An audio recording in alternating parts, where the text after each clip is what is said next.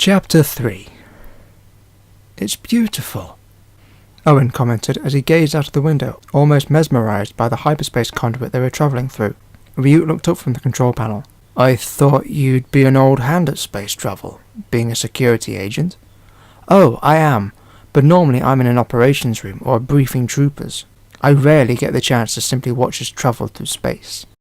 Ryuk set the ship to automatic and began doing a systems check, looking over the various readouts on the monitors dotted around the bridge. It's important to take in your surroundings. It becomes easier to notice when something's wrong. Owen frowned. Meaning what? Ryuk didn't look up from the display. Meaning that the renegade we are dealing with could be the result of something more sinister.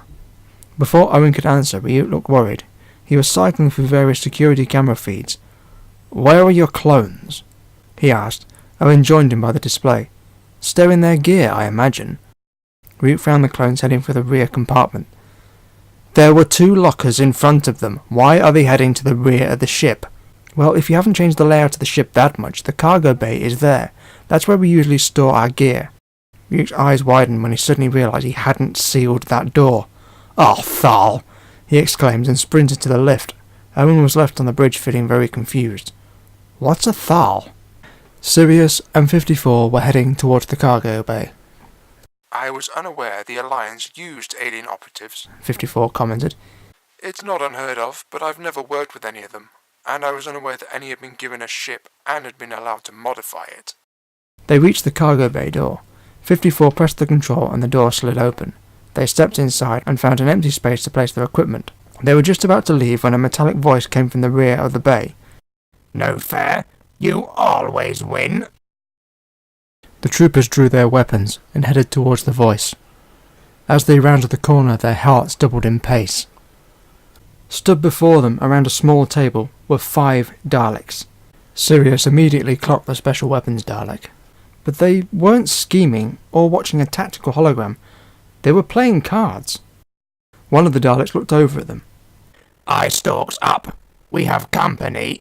At that moment, Ryuk burst into the bay. 54 turned to him and raised his weapon at the general. Stay where you are, traitor. Ryuk's hands went up, but this was enough for the Daleks to get involved. They moved toward the clones. Drop the weapons, humans, or you will be exterminated. Ryuk waved them off. Stand down, I've got this. Just when things couldn't get any worse, Owen arrived. What the hell is going on here? Then he spotted the Daleks and glared at Ryuk. What the hell? You are a Dalek agent! Ryuk looked shocked at this comment. How on Skaro did he even have a hint that he was with the Daleks? The clones trained their weapons on the Daleks, and the Daleks' gunsticks were glued to the clones. One was even aimed at Owen. The threats went back and forth until Ryuk had enough. Silence! He bellowed. This caught even the Daleks off guard. Ryuk then pulled the clones' weapons out of their hands and looked over at the Daleks. Drop your weapons. The Daleks looked confused at this order. You heard me. Release them from your travel machines. Lex was the first to obey. A click could be heard, then his gunstick slid from its housing onto the floor. Seeing their sub-commander obey, the others followed, all except for Blame. I am unable to obey. Trip turned to him. Unlock and open the inspection port on your weapon. Blaine obeyed, and Trip reached into the barrel of his gun and removed a crystal and then threw it to Ryuk. Now we are all unarmed. Let's take this slowly. Owen laughed. And where shall we start? How about we introduce ourselves and who we are, for real this time? Owen said sarcastically. Sounds a good place to start, Ryuk said. Owen rolled his eyes. Commander Mendez, troopers, I'd like you to meet the Daleks of Conquest Army 0. He gestured to Lex. Sub-Commander Lex, Senior Engineer Trip, Special Weapons Blaine, Senior Pilot Marks, and Scope, one of our newest additions. I am Ryuk, General of Conquest Army 0. Owen's jaw dropped. General? He thought Ryuk would be a servant of the Daleks, but if he was a general then he was a lot higher up than he thought. General? But how? You aren't a Dalek. Ryuk raised an eyebrow. I am where it counts. I was created by the Emperor to give the Daleks a new understanding of humanity, a foe that had resisted the Daleks like no other race ever has. Since my creation, I have reorganized the slave camps, taking advantage of my understanding of human nature to benefit both sides. Owen's head was spinning. So, let me get this straight. The Daleks created a hybrid so it can teach them how to better conquer humans. Ryuk nodded. That's the basics, yes. But I guess I impressed them, and Ryuk was cut off by a grating voice. General Ryuk, what is happening here? Snidge appeared from behind a stack of crates. Ryuk gestured to Lex, who moved closer to Owen and the troopers. Senior Supervisor Snidge, I was wondering where you were lurking. Snidge headed straight for Owen. Why are the humans in the restricted section? They were to be kept unaware of our presence. While Ryuk attempted to calm Snidge, Lex moved up to Owen and the clones. Do not make any sudden or aggressive movements. Snidge is not a Zero Dalek and will shoot you without a second thought. Owen looked back and forth between the two Daleks. What's so different? You look the same to me. I will overlook that insult. Snidge is a standard Dalek.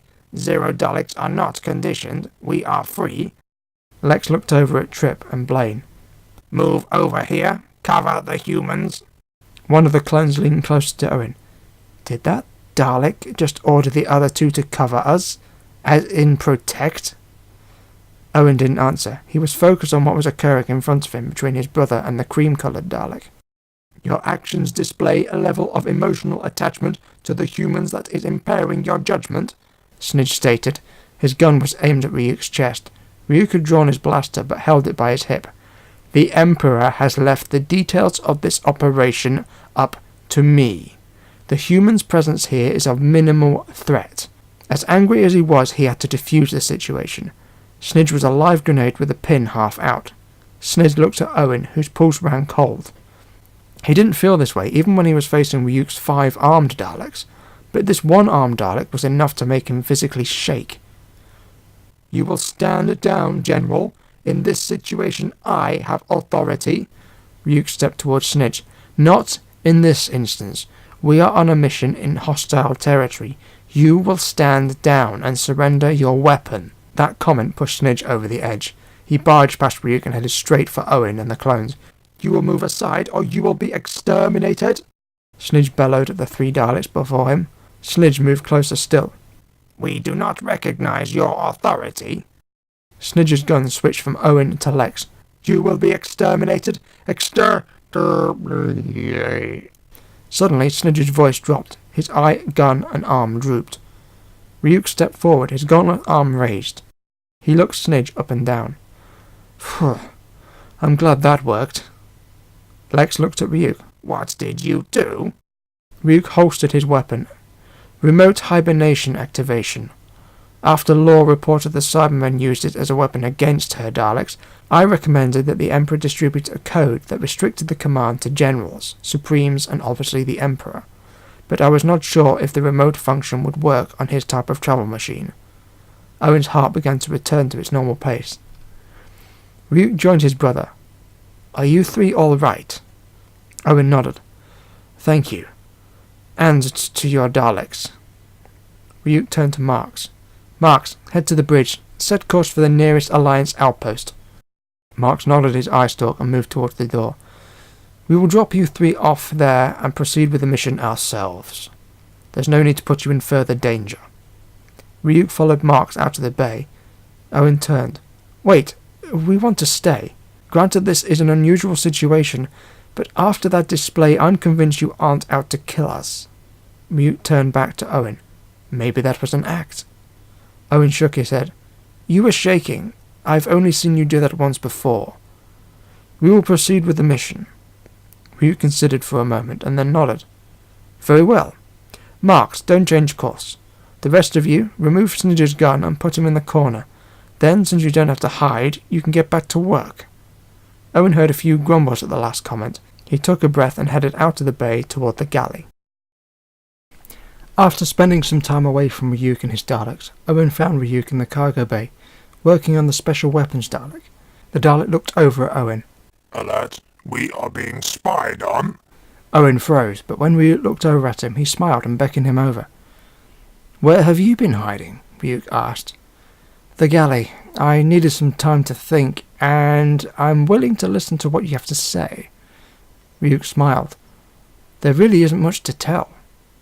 Owen found a crate and pulled it over to Ryuk and Blaine, then sat down on it.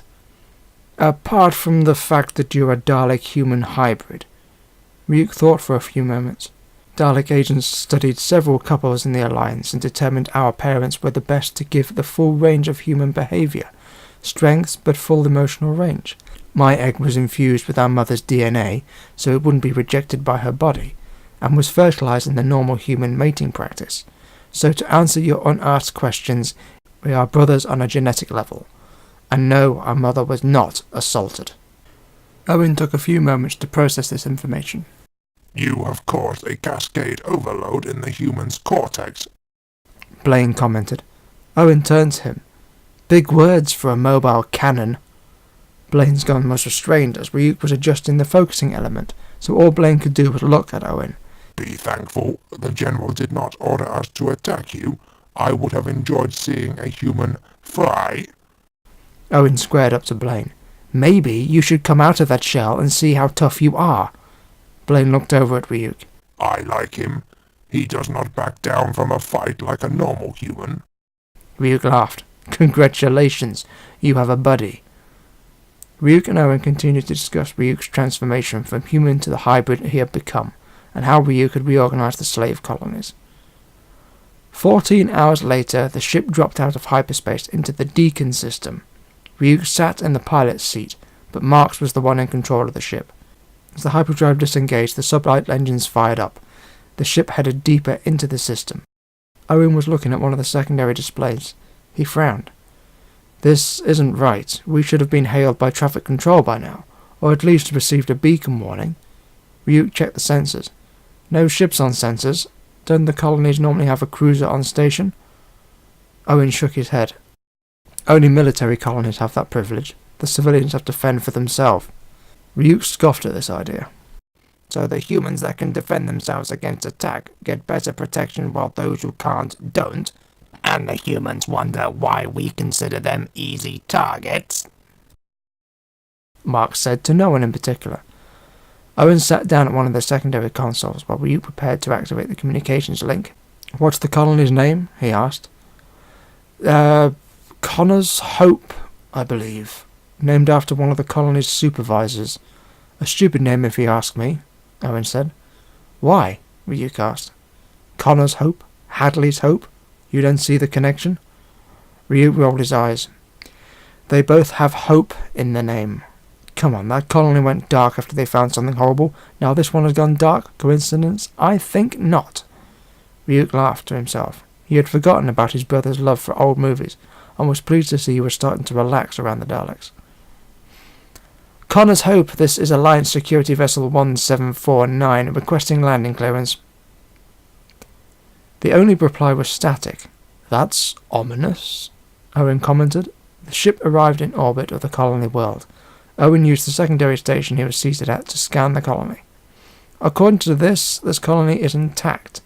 No radiation that would indicate why the colony was not responding, and no signs of weapons fire in the atmosphere. Ryuk looked over at the scans of the colony. Marks, take us down to this landing pad. Marks obeyed, and the ship began the entry into the atmosphere. The transition from space to atmosphere was smooth, but as soon as they hit the lower atmosphere, the storm started to affect the ship. Wind speed increasing. I require assistance, Marks announced. Ryuk grabbed the co-pilot's controllers and fought to keep the ship stable. He tapped the shipwide comm button. All hands brace for violent maneuvering. Secure all loose items. Clones, hang on to something. The ship lurched from side to side. Rain covered the viewport. Visibility down to 12%. How far to the landing pad? Ryuk asked as he fought to keep the ship stable. Suddenly, without warning, the controls went slack. Then, just as quickly, the ship rolled violently. A series of warning lights illuminated on one of the engineering stations. Owen rushed over to check it out. We've lost 3 stabilizers and 2 more showing overload. A section of the main console sparked, and a piece of shrapnel caught Ryuk in the face. Blood clouded his left eye, but he didn't have time to tend the wound. Engineering to bridge. We have to set down or return to orbit. Structural integrity is down to 19%. Trip reported. The view out of the window began to clear, and the landscape of the planet was visible. Forget the landing pad, we have to put down here, Ryuk ordered. Initiating landing sequence, Marks replied, but just as he started the sequence, the ship shook again. emergency impact on starboard engine, emergency shutdown activated. Owen grabbed onto the console. Can we land with only one engine? Ryuk didn't look back at him. Only one way to find out. Touchdown in 10 rels. Owen looked at Marks. How many seconds in a rel? Before Marks could answer, the ship hit the ground. Owen was thrown forward. The main console exploded. Ryuk was thrown out of his seat and into the viewport. There was a deafening grinding noise as the ship slowly came to a halt.